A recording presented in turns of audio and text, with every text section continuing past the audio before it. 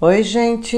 Hoje eu vim contar para vocês como foi a minha travessia da Serra Fina, que é uma das travessias mais desafiadoras do Brasil e que percorre a Serra da Mantiqueira, situada na região sudeste do Brasil. Eu fiz a travessia clássica, que é de 4 dias. Comecei pelo lado da Toca do Lobo, que parte da cidade de Passa Quatro, em Minas Gerais, mas também pode ser feita no sentido reverso, começando no Hotel Nativa Serra Fina, em Itamonte, Minas Gerais.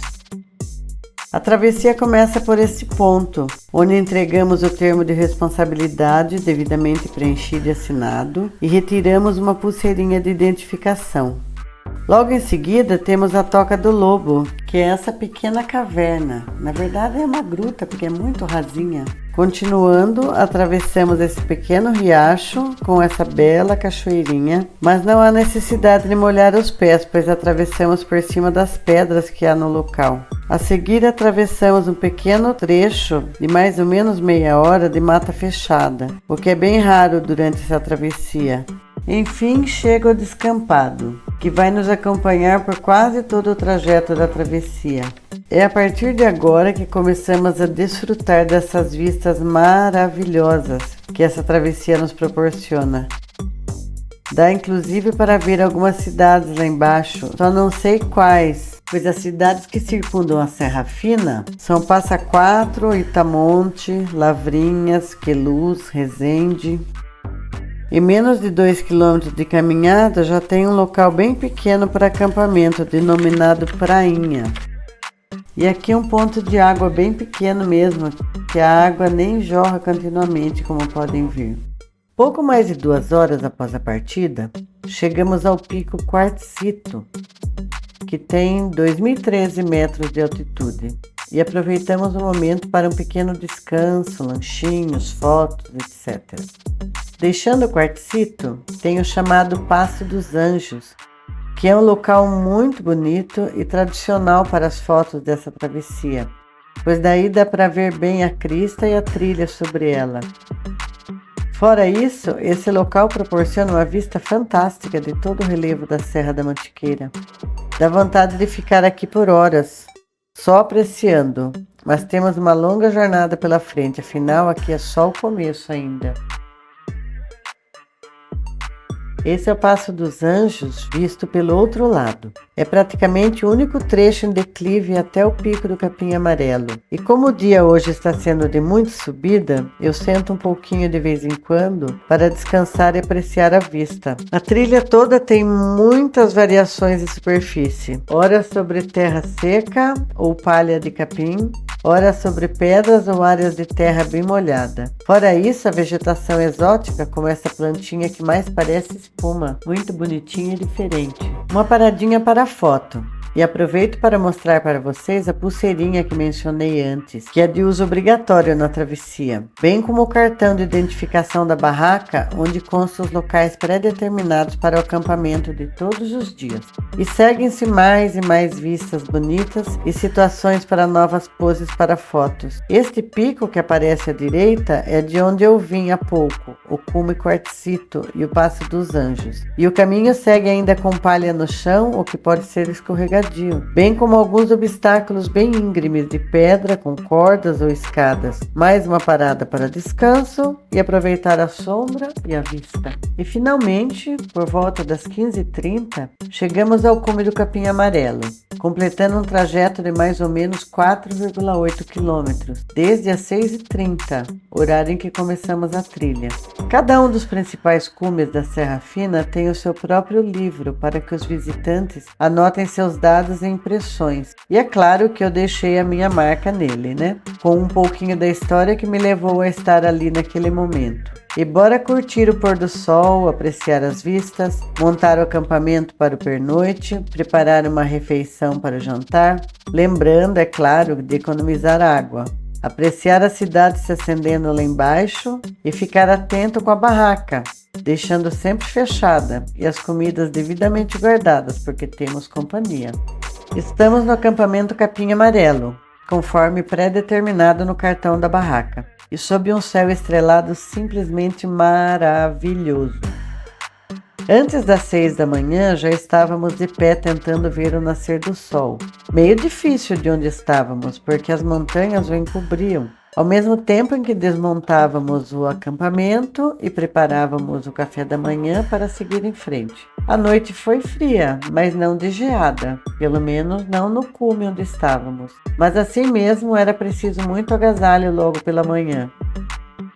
O dia estava muito bonito, com o céu limpo, proporcionando um festival de cores nas fotos das primeiras horas da manhã. Partimos para a trilha um pouco depois das 8 horas, rumo à Cachoeira Vermelha, nosso ponto de acampamento do dia. O trajeto é de um pouco mais de 5 quilômetros com subidas e descidas. Como estávamos acampados no cume, o primeiro trecho da trilha do dia já é uma baita ladeira, mas tem uma vista muito bonita dali. A grande maioria da travessia é em campo aberto, mas tem também um ou outro ponto mais fechado, de sombra, mas poucos, portanto o filtro solar é o item obrigatório. 1 hora de caminhada e passamos pela área de camping Bambuzinho, uma delas, aliás, que parece ter várias com esse mesmo nome. Eita povo sem criatividade! E a trilha segue em meio a tufos de capim, que pertencem à vegetação que é própria de campos de altitude, assim como o bambu, gramíneas de vários tipos. E as vistas continuam simplesmente espetaculares. Deste vídeo eu tirei o som porque o barulho do vento estava muito intenso. Mas o que eu estava dizendo é que a partir do capim amarelo eu desci, depois subi. E o próximo ponto alto é o Monte Melano.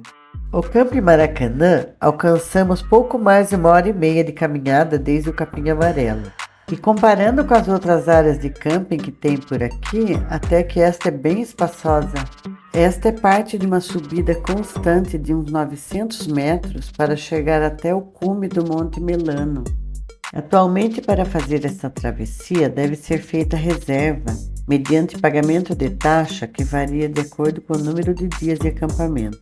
Diretamente no site da RUA, que é a empresa administradora da Serra Fina, cujas informações mais detalhadas eu deixarei na descrição do vídeo. Olha só a distância que eu percorri até agora. Aquele pico que eu estou mostrando é o Capim Amarelo, de onde eu saí logo cedo. Era um pouco a mais de 13 horas quando chegamos ao cume do Melano, onde paramos para descansar e também preparar algo para comer.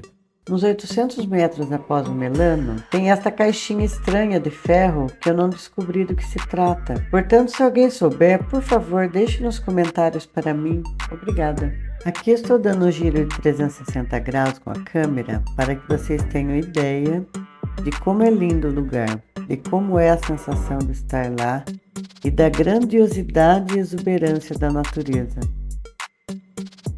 E aqui onde estou apontando é mais ou menos onde fica a Cachoeira Vermelha, onde acamparemos hoje à noite. E outro ponto mais acima é a Pedra da Mina, o nosso destino de amanhã. Esta é a Cachoeira Vermelha. Não sei dizer se em alguma parte do ano ela tem água, mas nesse dia estava totalmente seca. Nós chegamos aqui em torno das 16 horas e montamos o acampamento. E tivemos tempo ainda de curtir um belíssimo pôr do sol, depois jantar e dormir cedo, porque o dia seguinte prometia. O dia ia ser longo, portanto, às 6h30 já estávamos na trilha. E algo em torno de uns 500 metros após deixarmos o acampamento, já passamos por outra área de camping, chamada Rio Claro. O dia prometia ser bem bonito, mas a noite foi bem fria, tanto é que encontramos muito gelo pelo caminho. Diversos pontos ainda estavam congelados. Eram 7h40 da manhã e estávamos no meio da subida para a Pedra da Mina. Chegamos ao cume perto das 8h30. O ritmo estava bem lento, porque um dos rapazes do grupo amanheceu com febre, o que lhe dificultava a caminhada. Esse tempo em que ficamos no cume, de mais ou menos uns 20 minutos, serviu para que todos assinassem o livro do cume e também para recarregar um pouco as energias. Por volta das 8h50, retomamos a caminhada. E de novo, com paisagens lindíssimas a nos acompanhar por todos os lados. Inscreva-se no canal, curta, comente, compartilhe. Ative o sininho das notificações, pois assim saberá quando eu lançar outro vídeo. seja das coisas que eu tenho feito aqui em casa, que são muitas, ou das minhas viagens e aventuras por aí. Conto com você para dar relevância ao meu trabalho e ao meu canal. Muito obrigada. Reparem nesse modelito azul que mais parece uns peitos caídos. Eu estava incomodada, pois não conseguia alcançar a garrafinha no bolso da mochila. Daí achei essa solução. Vesti apenas o decote de uma camiseta, amarrei as mangas e coloquei uma garrafinha em cada uma. E deu muito certo. Essa é a vantagem da terceira idade. A gente perde a vergonha de pagar mico, porque ficou horroroso, mas muito prático. Esse é o Vale do Ruá. Quando eu fiz a travessia em junho de 2023, ainda era permitido passar por ele. Mas devido ao terreno muito frágil, de fácil degradação, atualmente a travessia segue por um desvio. Esse é o caminho que deixamos para trás para atravessar o vale. Achei corretíssima a ideia do desvio do vale, pois mostro aqui a fragilidade do terreno, que é em boa parte alagadiço e que no inverno sofre diariamente com baixas temperaturas, o que deixa ainda mais vulnerável a vegetação. Fato que se agrava ainda mais com o fluxo de pessoas passando por ali diariamente. As 3 primeiras imagens de áreas congeladas são de colegas que passaram por ali antes das 8 da manhã. Mas as demais são minhas, que registrei perto das 10h30, quando por ali passei.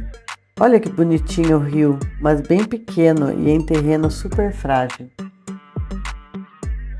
Este é um novo ponto de coleta de água, onde eu reabasteci meu suprimento de água com 4 litros. Para aguentar até o final da travessia, porque o outro ponto de coleta da água está quase no final da trilha. Gente, eu vou dar algumas dicas para vocês, porque eu já vi gente muito experiente em trilhas longas e travessias andando com a cargueira com a barrigueira desabotoada e ainda reclamando do peso da cargueira. Ora, a barrigueira serve justamente para aliviar o peso dos ombros, porque assim o peso se concentra todo nos quadris. Outra dica é sobre o uso do cobertor de emergência, daqueles aluminizados, sabe? Eu sempre carrego um comigo, pois é muito leve, pequeno e barato. E funciona muito bem quando usado em associação com o agasalho e o saco de dormir. Já me livrou de passar frio na barraca por várias vezes. E por falar nisso, eu vou deixar na descrição os links dos equipamentos de trekking e camping que eu uso, que já são testados e aprovados. Mas os links podem ser usados para comprar qualquer coisa, não necessariamente o que estou indicando ali. Sendo assim, se você compra algo que esteja precisando através dos links, gera para mim uma pequena comissão, sem que você pague nada mais por isso. E ainda ajuda muito no incentivo para que eu continue a produzir conteúdos para esse canal. Muito obrigada. Esse pico que eu aponto é o destino de hoje a 3 estados. E esse menorzinho ali do lado direito é o Cupim do Boi, para onde a gente vai daqui a pouco. Chegamos ao Pico Cupim do Boi às 16 horas, um bocado tarde. Sendo assim, optamos por acampar no bambuzinho que estava bem próximo, uma vez que no inverno escurece cedo e ainda tem mais de 1 quilômetro de distância até o Pico 3 Estados. E foi só o tempo de chegar, montar a barraca e a noite caiu. Caiu não, despencou, porque estávamos fazendo o jantar às 18 horas e olha a escuridão que já estava. Esse terreno aqui todo encharcado fica na base do 3 Estados e está a uns 300 metros de onde acampamos, que é logo ali atrás onde está batendo sol. Isso era antes das 7 da manhã ainda e o terreno seguiu encharcado assim por um bom pedaço. A serra sempre proporciona uns visuais lindíssimos, principalmente bem cedo, com os contrastes de sol e sombra, bem com essas belezinhas que a gente encontra pelo caminho. Às 7h40, estou aqui vislumbrando o Pico 3 Estados, que figura imponente à minha frente, e ao mesmo tempo os obstáculos que superei para chegar até aqui, bem como todos os picos que eu transpus desde a chegada. E eis aqui uma cara amarrotada e cansada dos esforços dos últimos dias. Agora, mais perto do Pico dos 3 Estados, estou passando por um trecho chamado Cupim do Boi. Vejam a força do vento. Hoje tem sido o dia mais intenso de caminhada por alternar entre campos de altitude como este, as cristas e várias formações rochosas que muitas vezes requerem escalaminhadas. Vou contar um fato que aconteceu na subida de um desses paredões de pedra por escalaminhada. Estava eu ainda me preparando para começar a subir, quando um colega já estava a mais de 3 metros de altura à minha frente. E de repente, ele passou rapidamente ao meu lado. E eu perguntei a ele, ué, por que você desceu? Ao que ele me respondeu, eu não desci, eu caí. Uma queda daquela altura, ele poderia ter se arrebentado. Mas graças a Deus ele apenas ficou um pouco dolorido, mas sem nenhuma lesão. É desse tipo de paredão que eu estou falando, onde não há ajuda de cordas ou escadas, e ainda tem a força do vento que joga contra nós. Finalmente chegamos ao Pico Três Estados, por volta das 8h30. Agora é hora para recompor as energias, tirar fotos junto ao monumento de ferro que leva o nome dos Três Estados, cuja divisa fica mais ou menos nesse ponto: São Paulo, Rio de Janeiro e Minas Gerais. E naturalmente que vamos preencher mais um livro do Cume e tirar mais fotos, é claro. Fico curiosa em saber qual o destino desses livros quando completos. Será que alguém lê? Ficam expostos em algum lugar? Eu gostaria de saber. Portanto, se alguém souber, por favor, deixe nos comentários. Desde já eu agradeço.